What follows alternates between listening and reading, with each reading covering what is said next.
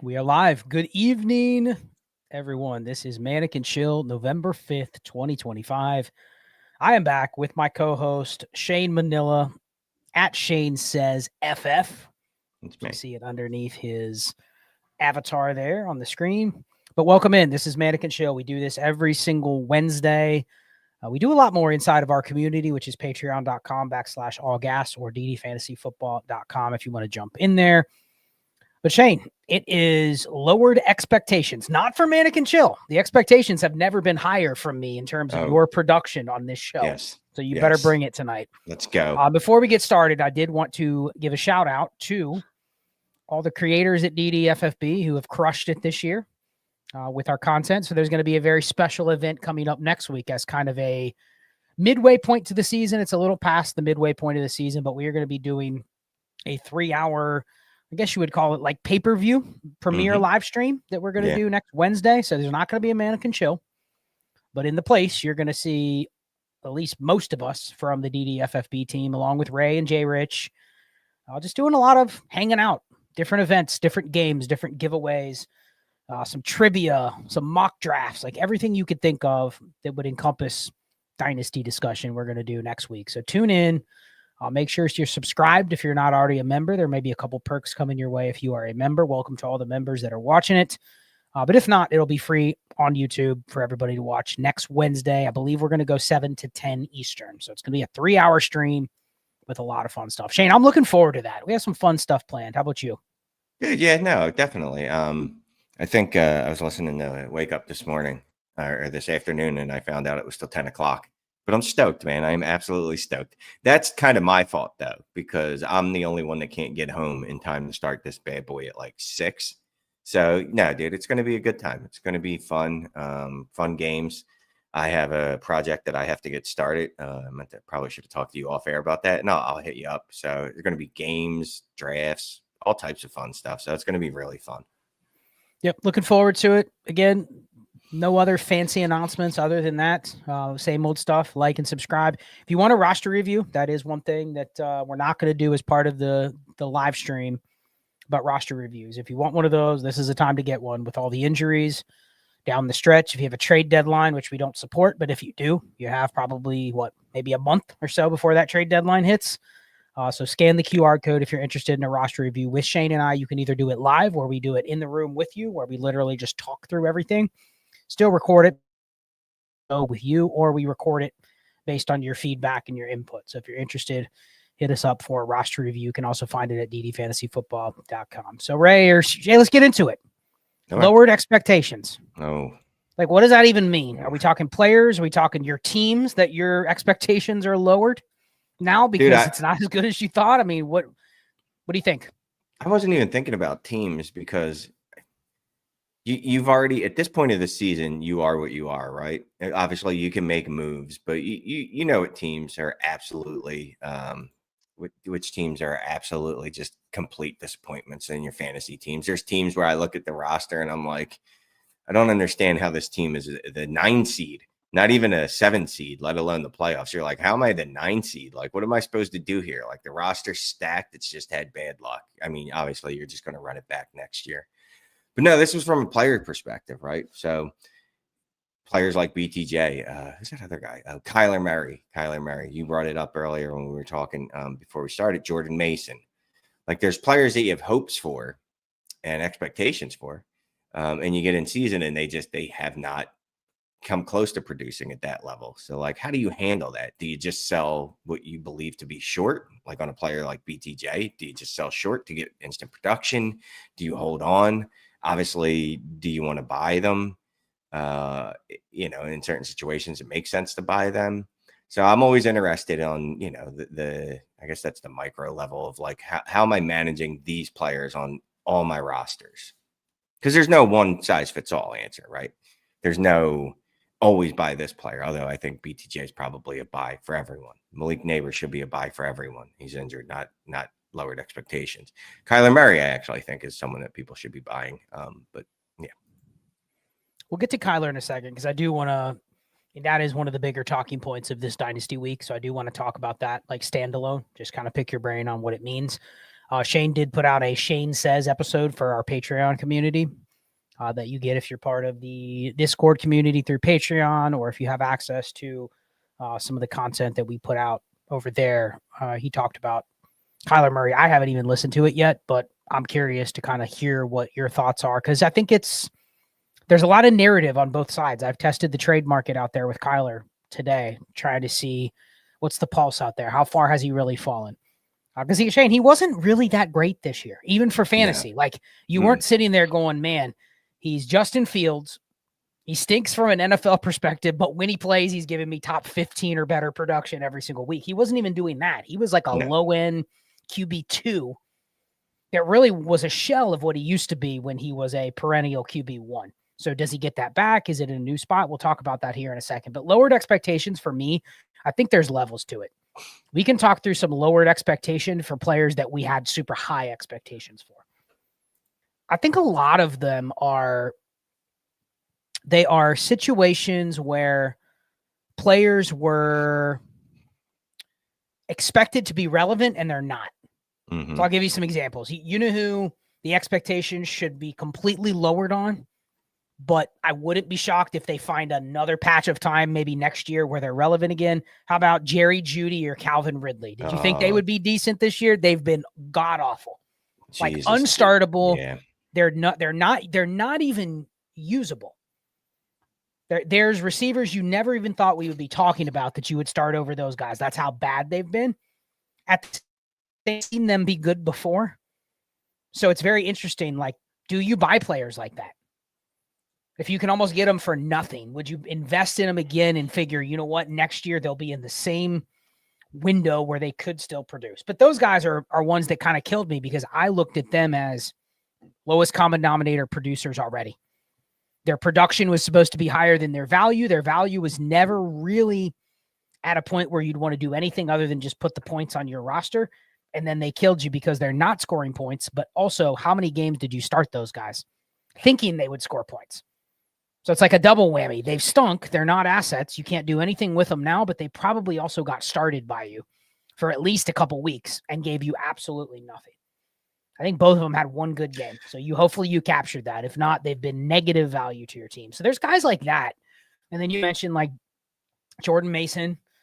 There's a lot of running backs that I think fit that bill. David Montgomery's been a little disappointing. He's been okay, but it certainly hasn't been I'm going to get RB20 numbers from him. You know what I mean?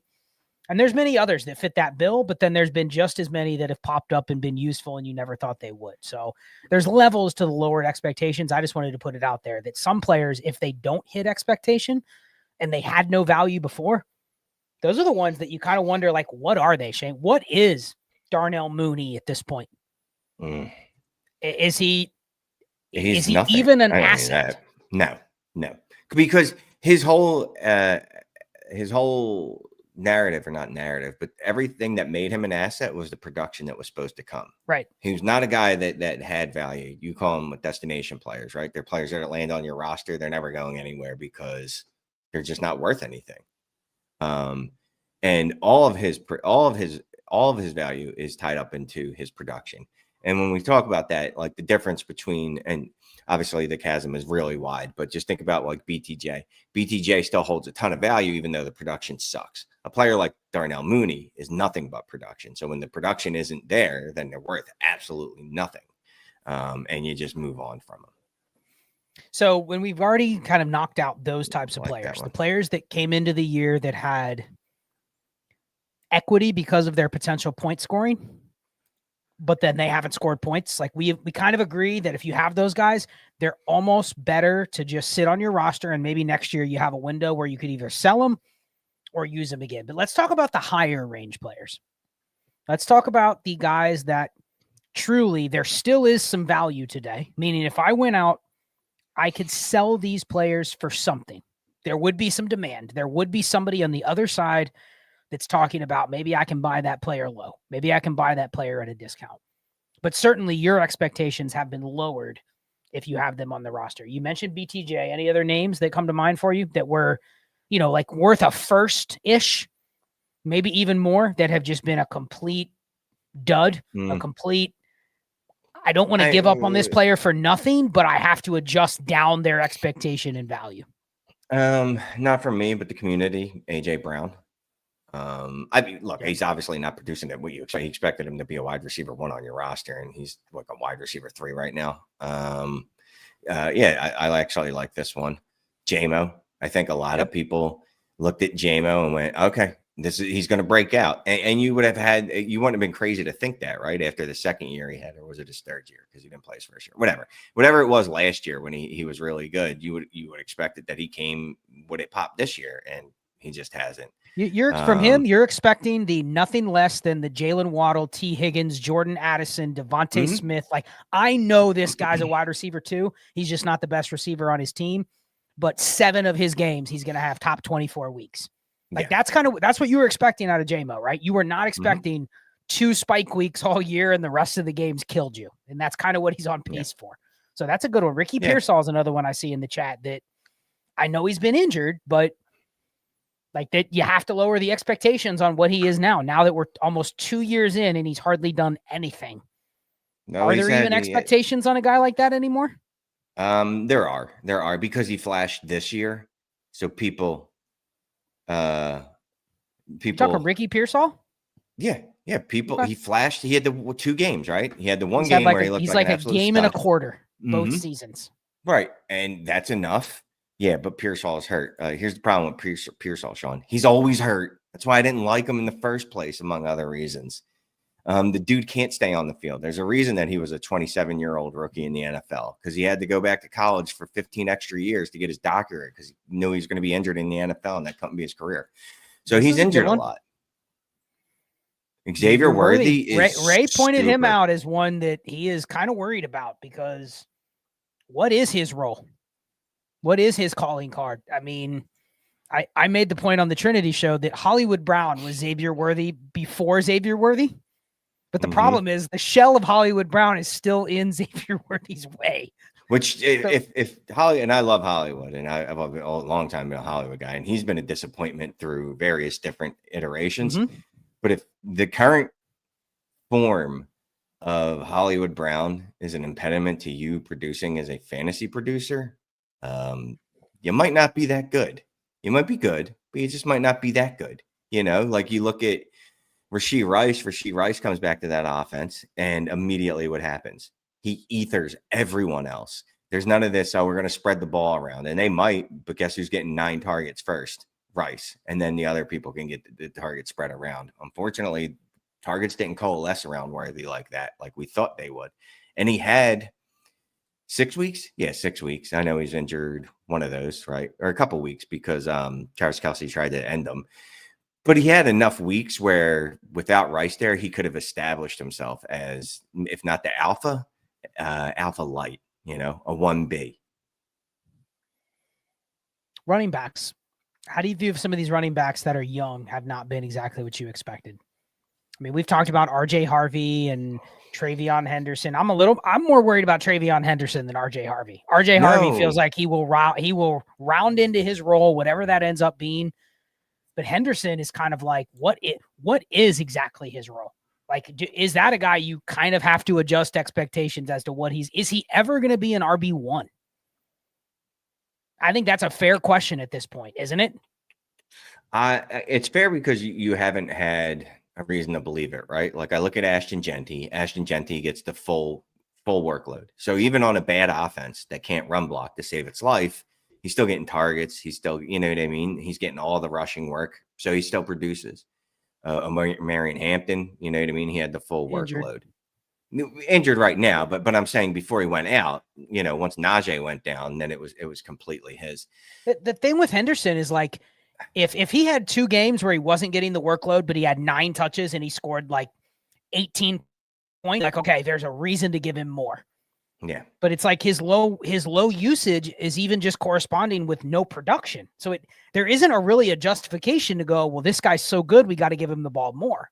That's the kind of concern is I would want to see better efficiency before I think his workload goes up. Yeah, he was fine last week, right? But the problem is if you compare any of these dudes to RJ Harvey from an efficiency perspective, they're all going to lose because RJ Harvey has like what, 10 touchdowns, something ridiculous. I mean, you know what I mean? Like he's got a ton of touchdowns off like no touches. So no one can touch him from an efficiency perspective. But the more important thing about RJ Harvey is that he shows the explosion, right? So there's reason to believe. It's not just the touchdowns, it's that he makes something happen nearly every time he touches the ball. And we haven't seen that with Henderson. But part of that was, up until 2 weeks ago, the Patriots thought that the only rushing play you could use Henderson for was just trying to run him up the middle, which sure, but that's not really his game, right? You want to get that guy outside in space. Derrick Henry, does he fit this bill? I know he's an older running back. Does he fit the bill of a guy you just have lower expectations for the rest of his career, or what? I'm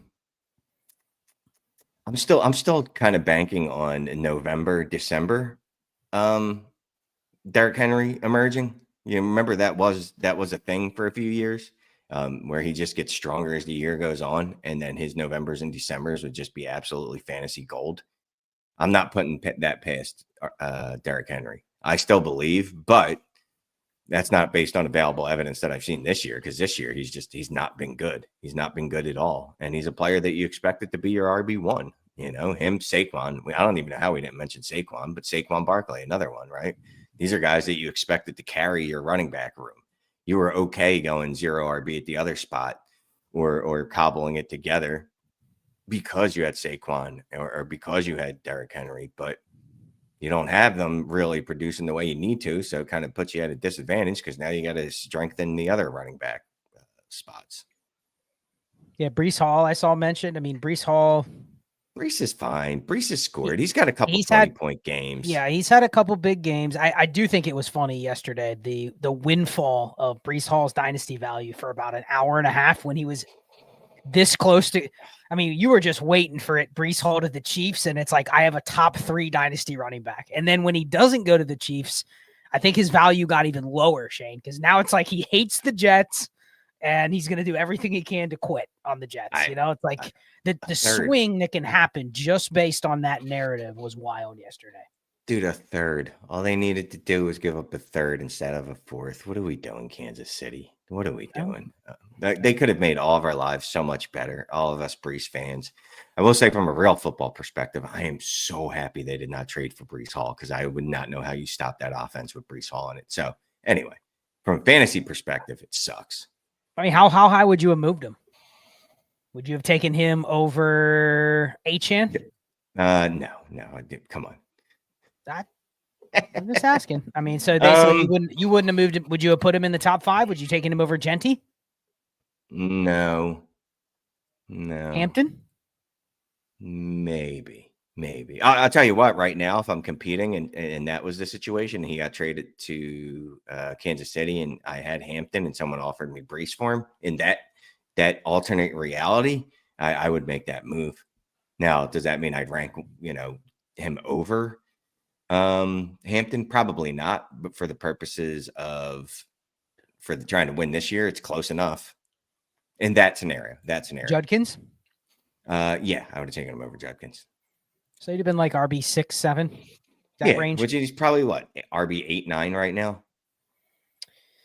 Scoring, he's RB 18, KTC, but yeah, it's probably in that top 10. But I could have seen people putting him as high as probably 4 or 5 had he gone to the Chiefs. So we'll see where he lands. But it was wild that up and down yesterday with him potentially going to the Chiefs, and then It's heartbreaking, man. Here's where we landed. Heartbreaking.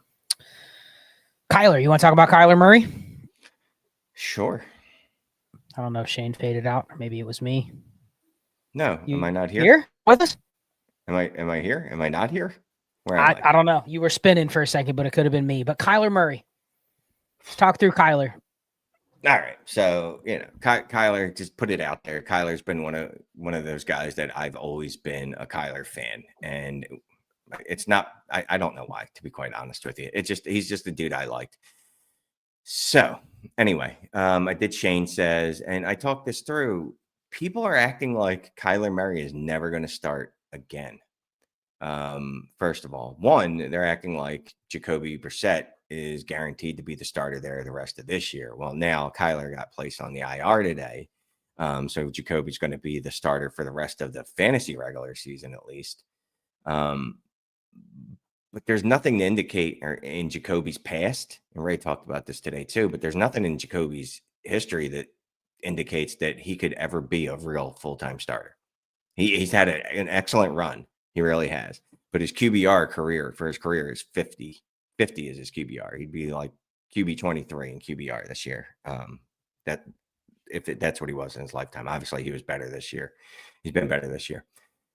But I think it's funny when everyone's just like Kyler's dead. When look at some of the quarterbacks that are giving us baller seasons or have given us really good seasons over the last few years. There's Sam Darnold, who's on his 5th or 6th team, I forget. Baker Mayfield, who's on his 4th team. There's Daniel Jones, who's on his 3rd team and left for dead. There is Joe Flacco, who is on his 10th team. I don't even know how many teams Joe Flacco has played on. Before it's said and done, he's going to play for every team in the league because I forgot he actually was an Eagle for 3 weeks. Anyway, we've seen time and time again starting caliber quarterbacks, even if they lose their gig and have to move on, they get second shots. And in 2026, you've seen the draft class, the quarterback draft class. It is disgustingly bad. It is awful. This is a Kenny Pickett level type. Kenny Pickett, Malik Willis, Matt Corral level bad quarterback class right now. So if Kyler Murray's even available, why wouldn't a team move to try to get Kyler Murray as opposed to drafting one of those quarterbacks? Like, who would you rather trust your franchise with? And then people have said, well, the cap hit. Well, the NFL doesn't care about cap hits. Going back to Carson Wentz and Jared Goff, the Eagles and the Rams ate $45 to $50 million. Both of them did it. Sorry, he's going to be good. He's just slightly better than Justin Fields. That's wrong. I mean, that's just patently wrong. People are legitimately saying that he's as bad as Justin Fields means you've never watched him. You couldn't have if you think that that's true. You could not have watched him if you believe that he's at Justin Fields level bad of quarterback play. He's a good quarterback. Is he elite? No, he's not elite. And he probably won't ever be an elite fantasy asset again. Like there's no chance of that. I think we're more likely looking at a high-end QB2. That's fine. There's a ton of value. There's a ton of value in QB2s. We've seen it. I think that's about it. Yeah. And just the whole selling him now doesn't make any sense to me because unless you're trading him for a starter that you have to have, right? I just think people forget, like, you don't have to start a quarterback in the Superflex. You can trade for another type of player. Like if instead of trading a first for Geno Smith, someone offered me that, and I said this on Shane Says yesterday, go trade for a wide receiver that can get you 16 points per game, as opposed to Geno Smith, who's averaging 15 points per game, but that's off the back of his best game that he just had off of 4 touchdowns. Yeah, there's a lot to unpack there. I mean, I don't necessarily agree with your last point. Yeah, I think statistically 99% of the time you want to start a replacement level quarterback over a skill player. But to the point where you're having to pay a first for Geno Smith just because he's a quarterback. I'm looking at KTC right now. Kyler is quarterback 24. The only guys below him are Matt Stafford, who hasn't had a market for years, even though he is a top 15 producing quarterback now. Yes. And then Justin Fields, Tua Tagovailoa. Those are both guys that have already had their Kyler period where everybody hates them. They're probably never going to bounce back to where they're desirable. Their desire to have is going to simply be, are they starting? If so, people will be fine with them. But there really is no value in parking anything in Tua, Justin Fields, those types, Geno Smith. Like, no one cares about those quarterbacks once they've reached that range. So I think it's fair to say Kyler's down in that range. But let's look at objectively, since he's returned from his torn ACL, okay? So I'm just going to give you some data. So passing efficiency of quarterbacks that have played at least 500 snaps under center since he returned from his ACL. Okay, so I'm just looking at where does he rank NFL-wise in this group. It's not bad, Shane. Since he came back, there have been 39 quarterbacks that have hit that criteria. And he ranks of the 39, 19th. And that's looking into drop back EPA.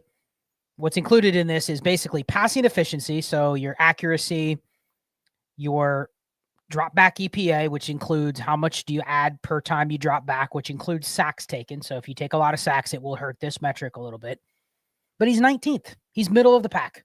He's average. All the guys above him, for the most part, are locked and loaded quarterbacks that you have zero question about whether a team would put them as their starter. The only guys that are in here that you might have a little bit of a question about, Kirk Cousins ranks 16th, and then Tua ranks 12th.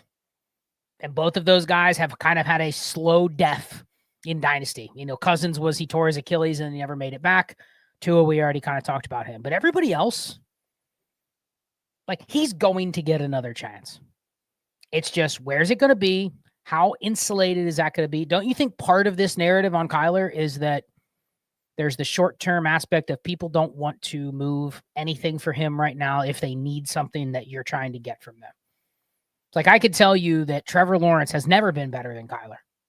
Ever. Not real NFL, not fantasy. But the thought of moving Trevor Lawrence for Kyler right now, I don't think hardly anybody would give up T-Law for Kyler straight up, because one's playing, one's not. Right. So is that all that matters when you're talking quarterbacks in this range? Literally, are they available? And if they're not, who cares? Or is there actually some nuance or evaluation in that? Because I do think there is an opportunity for Kyler to get another chance. Maybe not the same insulation that he had 2 or 3 years ago, but look at what happened with Darnold. Look at what happened with Daniel Jones. He's going to get another chance, and it probably takes a short-term probationary period before he gets another opportunity that he could have staying power in.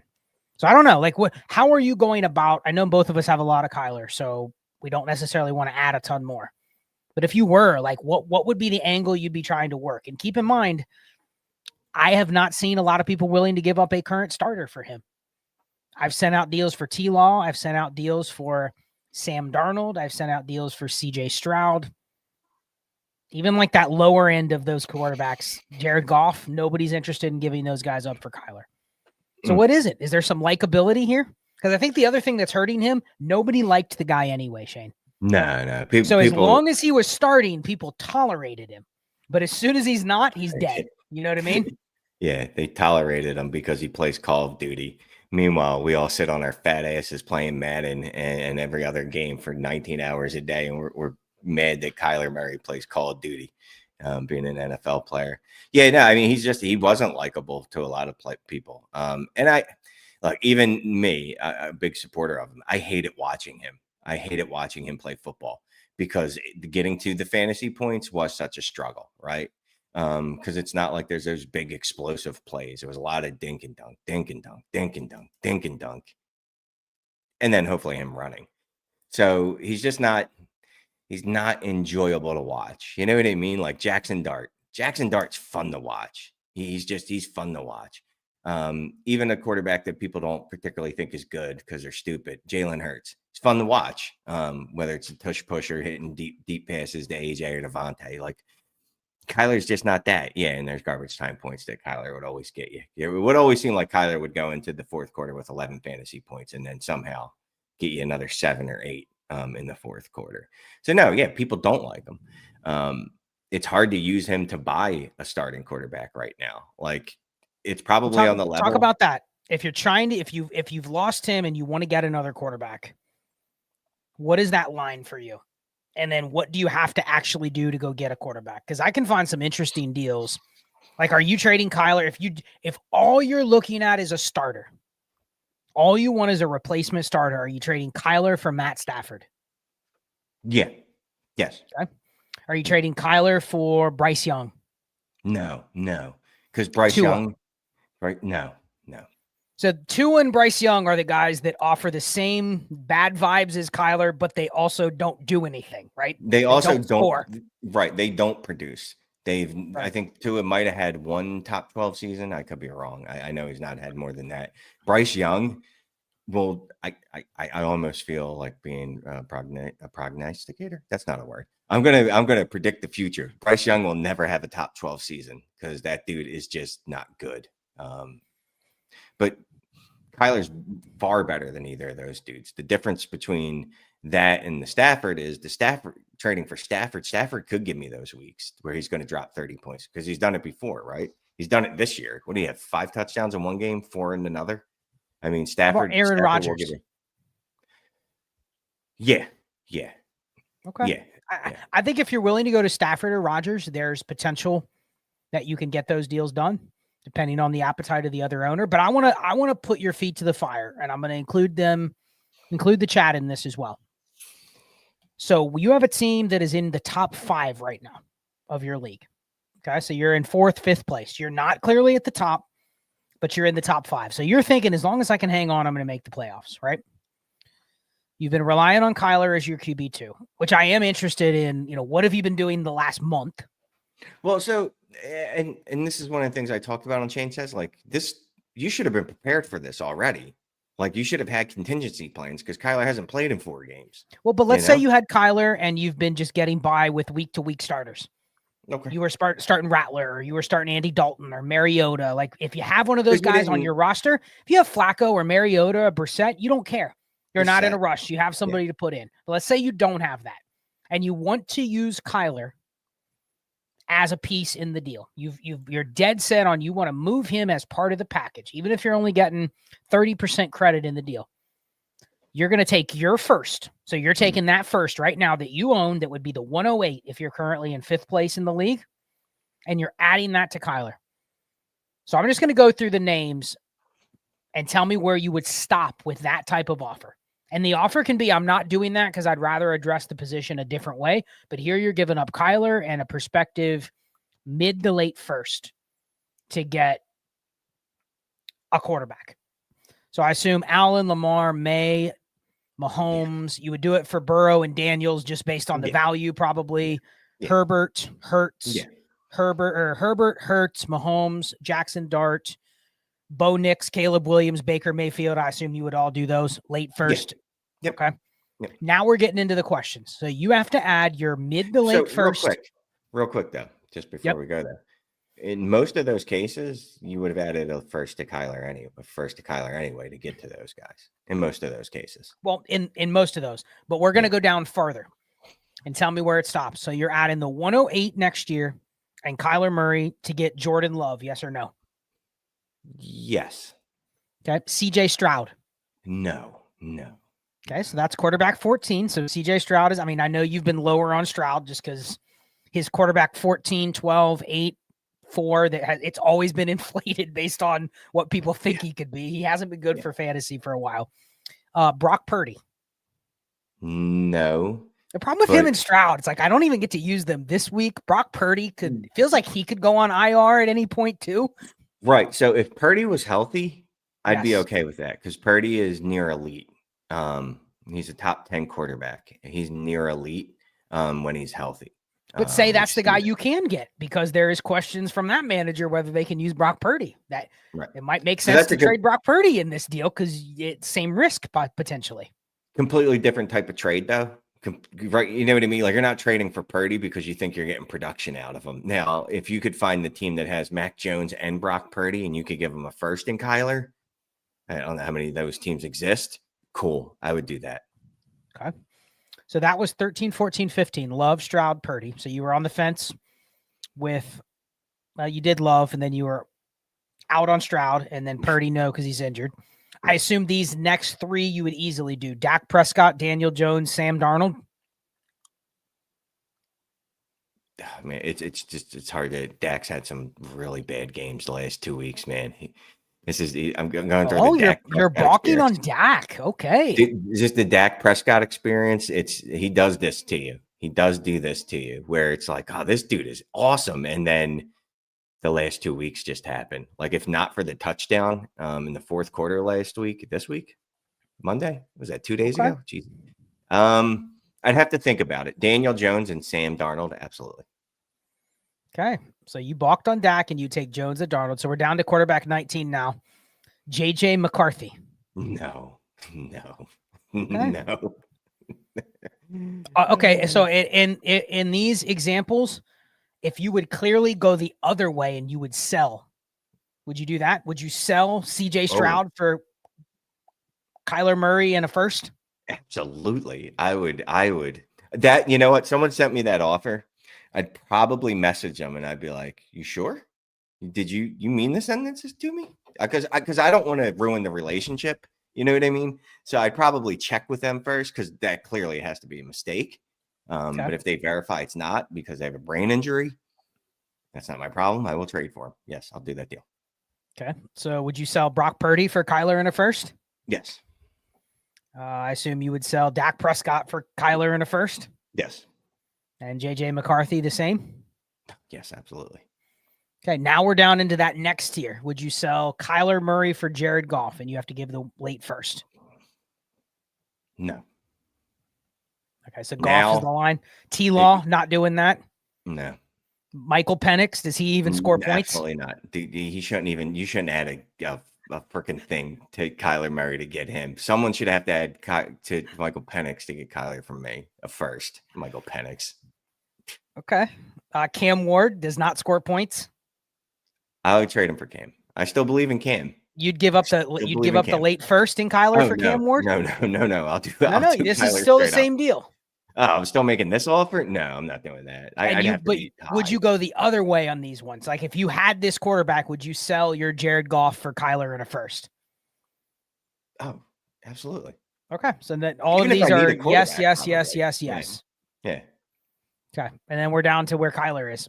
So that range from CJ Stroud, Purdy, Dak. Apparently Shane loves Daniel Jones and Sam Darnold, so they're out for him. But everybody else, Stroud, Purdy, Dak, McCarthy, Goff, T-Law, Penix. But go back to the Purdy thing again. It's because he's not playing.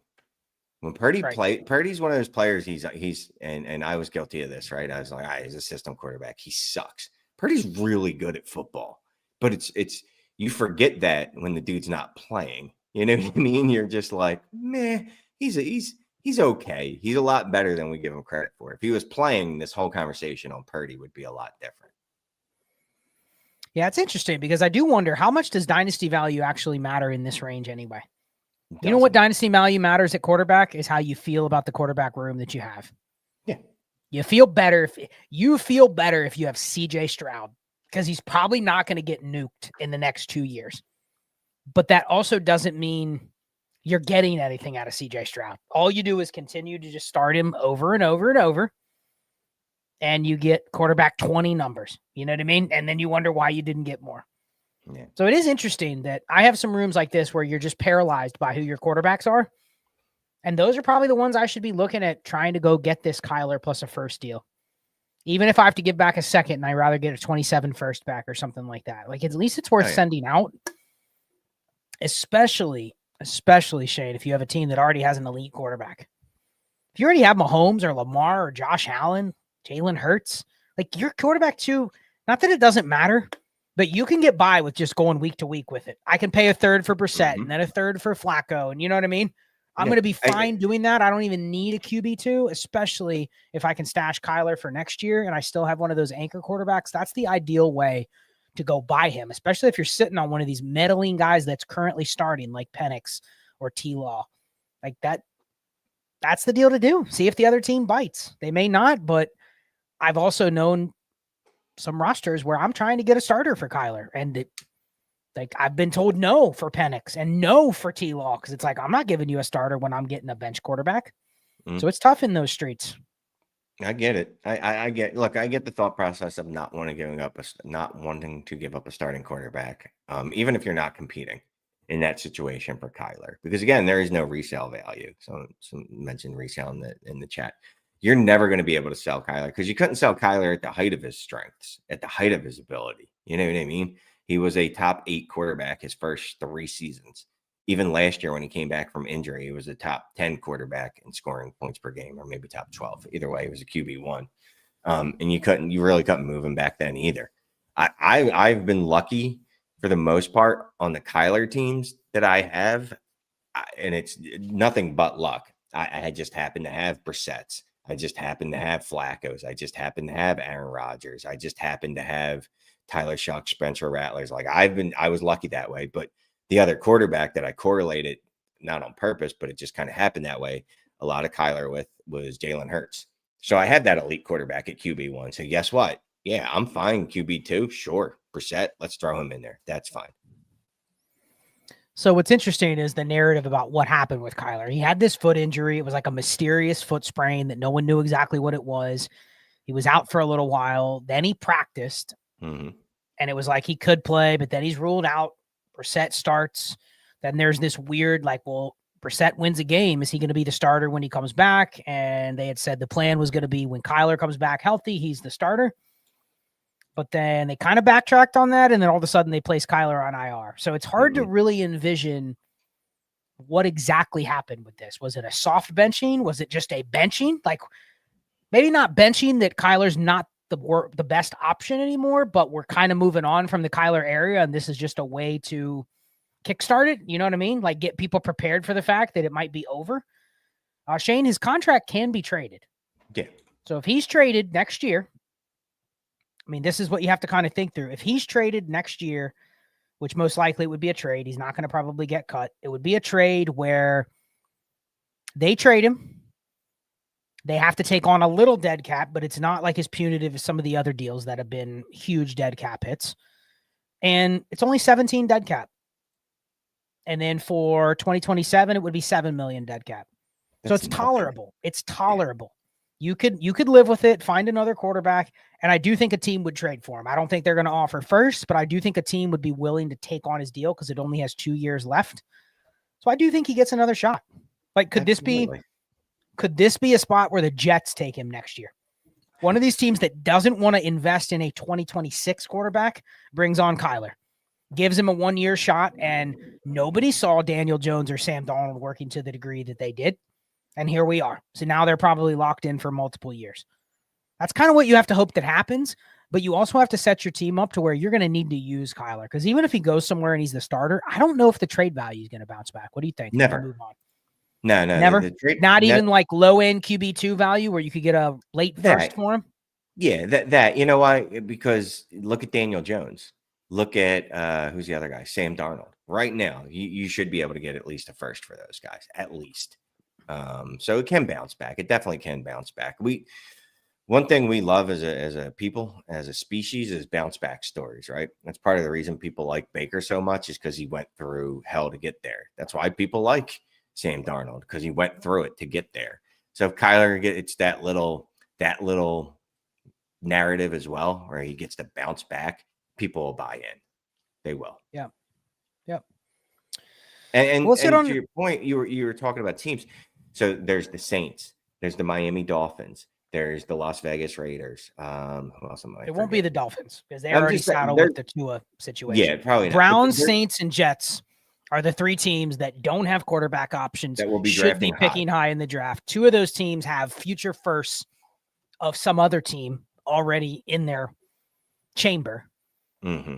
But it's also interesting that if the 27 quarterback class is supposed to be really good, does a team want to pick a quarterback high in 26? No, unless they know you don't want to be the team that you're the one team that picks a high quarterback next year, and then you can't justify doing it again the next year, even if you're in the spot, because it's correlated, right? If you pick the next Kenny Pickett, let's just assume that whoever the quarterback 1 is next year is like on the Kenny Pickett track where he's just not great. That's probably going to make your team suck. Then you're going to be in a position to pick another quarterback, and there's going to be internal pressure. Man, do we nuke the quarterback we just drafted in the first last year? I don't know. So I think teams will strategically avoid picking a quarterback this year.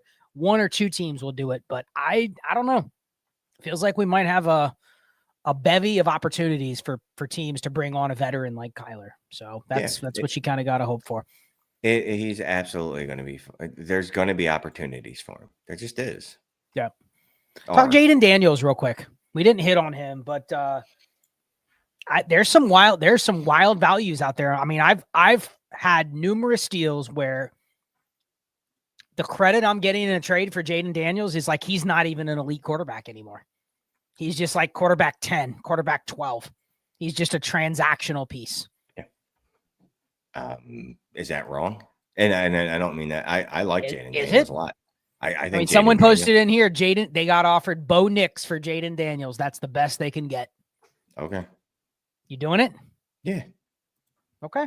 So, I mean, the fact that you're willing to just give him away 1 for 1, like, so you don't, where would you pick him in a startup right now?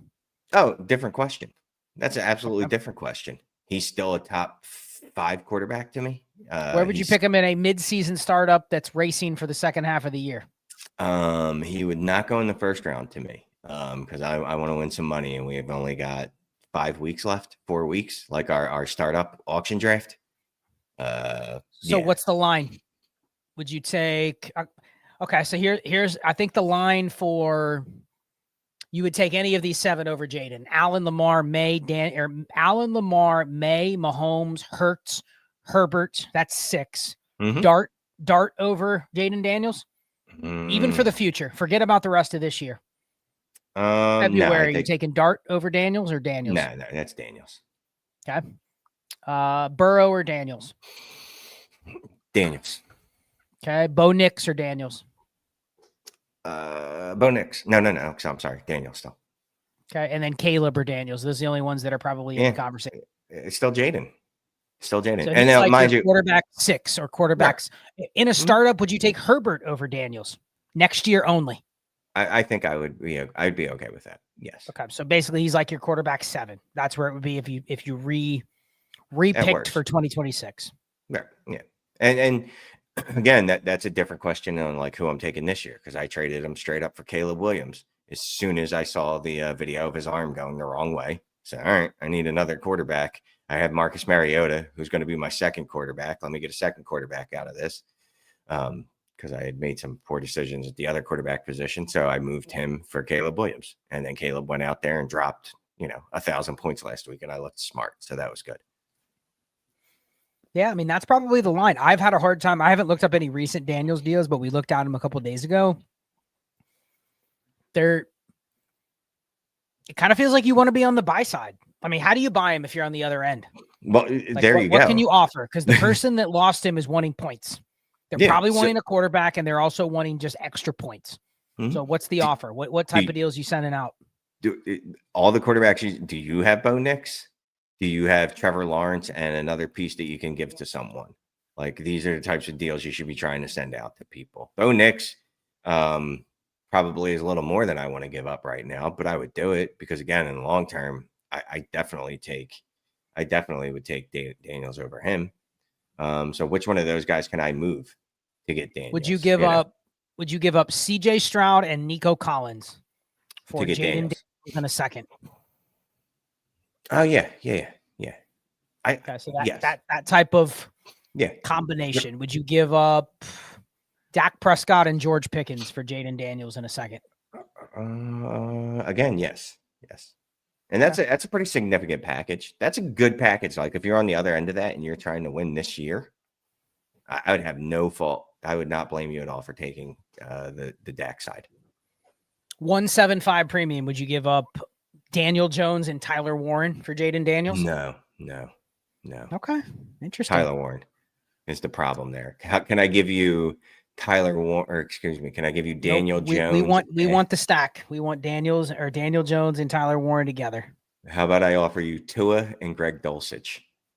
You want it to stack? I got you. A little short there. A little short. Well, not the same. That's not a good one because Herbert's probably already in that range. I'm just trying to think of combinations like if you can trade out of the non-elite quarterback range and get into Daniels, even if you have to give up that second piece, like I think that would be very appealing. I know there's a few rosters where I lost Daniels. Okay. Where if you would offer me something like that, I would be listening. You know what I mean? Like I would be like, I can probably stomach taking that. Like if I give you Jared Goff and Sam Laporta in a 175, those two are Daniels. Oh, Daniels. Okay. I mean, I think if you're willing to do this form of deal, which doesn't feel good because you're giving up 2 starters, but it's not a bad idea. You know what I mean? No, you could definitely, because we're in week 10. And I got to find a few of these to send out offers because I think this is the way to get Daniels because you have to appeal to the manager that lost him, right? They're losing, even though they missed him half the games this year. They're probably looking for just as much as if they're already stomaching trading him away, they're looking for as much production as they can get. Yes. So. Yeah, and adding that second piece, you're taking a B or C level quarterback, but you can add another piece to it, a B piece, that's going to be enough to get it done in a lot of cases because people are trying to win right now, right? Like, what am I trying to do? I'm trying to lock up the playoffs. I'm trying to make sure that my buy-in is paid for by winning this league. Again, and if you're not competing, well, then it's easy. All right, what do I need to do to go buy him? Like, that's one of the easiest moves, right? Like, not your whole life, but a lot of your time should be dedicated to how do I get Jaden Daniels, Malik Neighbors, Cam Scadaboo, any other distressed assets that are out there. I'm going to buy some Jaden Daniels. Ooh. I've been less aggressive in sending these out. JSN and Darnold over JD5 and a first. Easy for me. Easy is a strong word. Depends on what the first is. Like a first could be ambiguous. If there's a shot that it's a first that could have some upward mobility, then I would consider that. Yeah, I would consider that. Yeah. But I think the way is to try to appeal to give the points. Go ahead. Yeah, I was just going to say, what JSN, did he move up to wide receiver 2 on KTC? Is that what I saw? It's probably really close to there. If not 2, he's probably top 3. Yeah. So mid 27 first. Yep. Yeah, mid 27 first. And JD5 for Darnold and JSN. I would take Darnold and JSN. That's a pretty strong offer. Like that if you're looking to shed some points and you're trying to find a foundation to build around, like that's a pretty strong offer. You know what I mean? Mm-hmm. Like I think I'm going to get in the day. I think this is the type of asset that if you're willing to give up the leverage and you're willing to give up the short-term production that you may or may not even be using, this is one of those players that you really want to buy in on. Yeah, we've only had a couple. We had Burrow. I don't even know if he's there. We had Neighbors. I'm a little wary if he's even there, given how many other receivers have popped up, and he's got a pretty bad injury. Like, it's one that could linger into next. So I think Daniels is probably the first one where you're like, for sure, I know he's going to come to what he was. I would hope. Yeah. So, all right. I think I froze, but back, Shane, you want to hit a couple comments before we go? We got like 5 minutes or 8 minutes. All right. Caleb is beyond lowered expectations. He is, there are no expectations. He is to the point where every time I look at my rosters on the teams that he's on, I remember, oh, he's on this team. All right, let me pass that guy by because there's no way I can start him. I'm starting Terrell Jennings over him. I mean, I have expectations. It's just I think he is a good example of lower expectations. I still have expectations for him. You know what the expectation is? He is a moderately usable running back at some point in the next couple of years because he's on a rookie contract. Yeah, I want to get some starts out of him. I would love to get a Zach Charbonnet-esque career out of him. Yeah. You know what I mean? That would be beautiful. Mm-hmm. And that would be a lowered expectation compared to what you came into. But I don't think he's dead. I just don't think he sees the role that you hoped. But I mean, can he be Trey Benson? Where he comes back and at least is a clear shot to get a role if there's an injury? Like, that's kind of what you have to hope that he becomes. Scary part is if next year they still have the same backfield and then they bring in another running back, then you're wondering, like, okay, do they even like him? Do they even trust him? So I don't know, but yeah, that's a good example of lowered expectations. What else? John Paul Taylor 7308. Did Shane enjoy the Eagles winning their bye week? All their division teams lost, and they traded for Jalen Phillips, Jair Alexander, and Michael Carter. The biggest thing about Michael Carter is when I saw the trade go through, I said, "Why did the Eagles trade for a running back that just got cut from Arizona?" Different guy. Look, yeah, it was a good week for the Eagles, so that line should be really good. Disappointing player, JCM. Not me. So way back in August, I did Shane Says episode where I was talking about JCM and I told you to sell him. I didn't say sell for anything. I said get some value because you could get value for him. People damn near called me everything outside of my name, telling me how stupid I was. I cited the fact that the dude's not a pass catcher was probably my biggest concern. It's come to fruition. Washington gets their doors blown off. Guess what he doesn't do? Touch the freaking ball. Jeremy McNichols is touching the ball. His advanced metrics are still pretty good though. So he's actually a player that I wouldn't mind buying because you know what? When Daniels comes back at some point on a full-time basis, that offense probably won't be bad. Yeah, I think the expectations for him are similar to Caleb Johnson. You just hope He remains on the depth chart, has a role. I mean, he's going to have a role next year, given how many needs that they have. There's lower expectations that I have a starter that I can start just week after week after week. He's more of a spot starter. He's more of one like, well, I'll start him because he's going to get some work, but I'm not really confident in using him quite yet. So I do think he is a fair one to point out, but I think it's harder to justify that one being that much different than what you expected. Because if you expected Bucky Irving or Kyron Williams or Chase Brown or even like Isaiah Pacheco's you know what I mean? Like that would have been the outlier if you got one of those. And the situation just hasn't broken right for him this year. Oh, nice. We don't usually do trade questions. First of all, Dan's a long time watcher of our various shows. But yeah, usually if you want to get trade questions in, just check out Dynasty Deal on Fridays. If you're a member, live, myself, Scott, Ty DeClaire, we get your questions in live. Anyway, thinking of sending my Jackson Dart in a third for Kyler and a late burst in Superflex. Wonder if it's too much risk now. Scott, what do you think? Late first in Kyler for Jackson Dart in a third. I think back to the question we were talking before about would you give up a late first in Kyler to get those tier of quarterbacks? I think you said yes to Jackson Dart. All you're doing is adding a third here. So if you want to do it, I can see where it's a good process and could work out. But I also think a lot of people would pay that tax if they, because here's the thing about Dart. Like if you don't believe Dart is a one-trick pony or he is just a flash in the pan, like you may be trading away the next quarterback that rises like Drake May did this year. You know what I mean?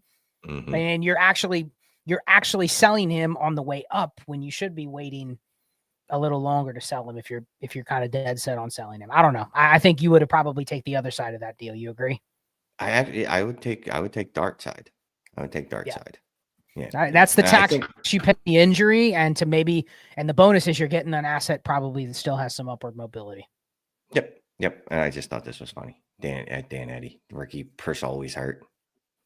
Yeah. He is always hurt. Like I don't root for injury players, but just when again I get called names because I don't like a player and then it doesn't work out for that player, I have to mention it. Anywho, hey, John Paul Taylor twice. I got him twice on here. He doesn't get the BTJ alarm. He had 1,310 as a rookie. Still on course for 805 touchdowns when he's clearly banged up. Can we finally admit Trevor Lawrence just isn't very good? So we went through this today in voice chat. It was kind of alarming. So the Jaguars have 3 of the top 15 players in the league in drop rate. So between literally they have 3 of the top 15 between Parker Washington, Diami Brown, and Travis Hunter. They're all up there. Brian Thomas, they're all up there. And then when we looked at catchable throw percentage, like Trevor Lawrence actually isn't that bad. People blame everything on him. He doesn't throw a catchable ball, and that can be true, but it doesn't come out when you look at the data. I'm not saying he's elite. I'm not saying he's what you thought he should have been, but I would guess it's probably more of there's just something not firing about their offense, but I wouldn't put all the blame on him. That's all I would say. But there is, I think there's still hope for that situation, believe it or not. You know who's not at all high in the drop rate category? Jacoby Myers. I think he could be a player that really kind of seals the offense together a little bit and actually helps the other guys. And then getting Brenton Strange back the same way. I actually like them as kind of an ascending offense in the second half. And ascending is like they're not even in the top 20 right now. So if they can get up into the teens, that's probably a win from where all their players are currently priced. So I'm kind of buying the BTJ a little bit if you can. I just don't know what you can get them for. Yeah, it's one of those I'll buy him cheap, but what's cheap? You know what I mean? Well, and if you have him, you're not looking to sell cheap. You're going, I'll take a first.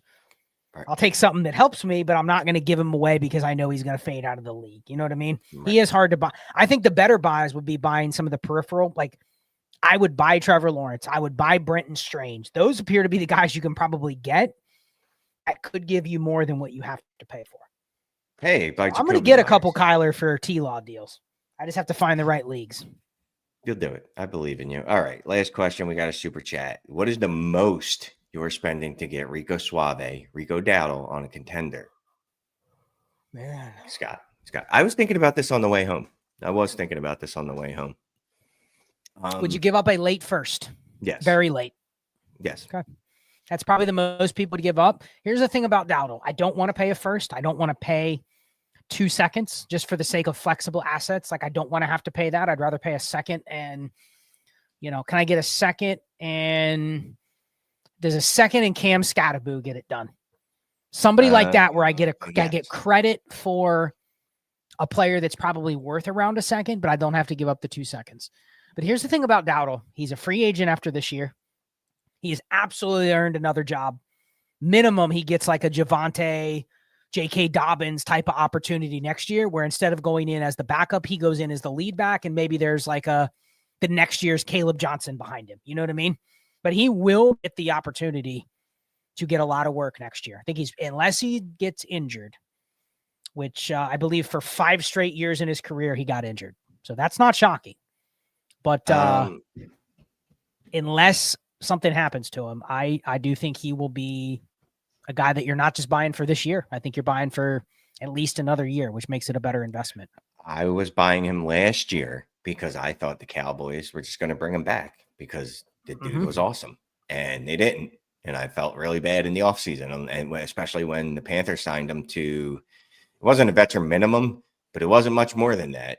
You know what I mean? It was a 1-year deal for a couple million, and you're like, man, they just gave Chuba all this money. This dude's never going to get any run. I was heartbroken. But, you could, from the beginning of the season, you saw that Chuba was losing touches to him. He had literally just a straight line down every week. So I'd pay a late first for him. Yeah, because he's got a job next year somewhere, and he's going to get guaranteed money. And the whole contract's not going to be, guaranteed, but he's a starter somewhere next year. He's definitely a starter, and he's shown he's a really good running back. Who did he play last week? Oh, Green Bay, who I was told is an excellent defense. He ran all over them, absolutely ran through their faces. The dude's just, I don't want to say he's elite because he's not, but he's a very, very good back that was underrated. So, I'll give up late first. Yeah, what's interesting is you can't even really blame the Cowboys because they brought in a guy that's just as good. You know what I mean? Like, their process is right. Yeah. And so, like, it wouldn't shock me if there's more teams that kind of play it this way. I mean, it's great when you have Jonathan Taylor or when you have Bijan Robinson, but there's enough of these situations where teams could just have running backs and they get enough production out of them that there's going to be some more opportunities for guys like Rico. So I think the thought of paying a late first is crazy until you realize, man, what if you're buying a 2.5 years worth of production, and here's the thing. You don't know that's going to happen. He could go down before this season's even over and you're pissed off you traded anything for him, but that's the nature of running back. So good question. Very good question. All right. Well, that is it. We are done for this week. Appreciate everybody that tuned in. This was just this was more on the chill side of the show where we literally just talked about whatever was on our minds.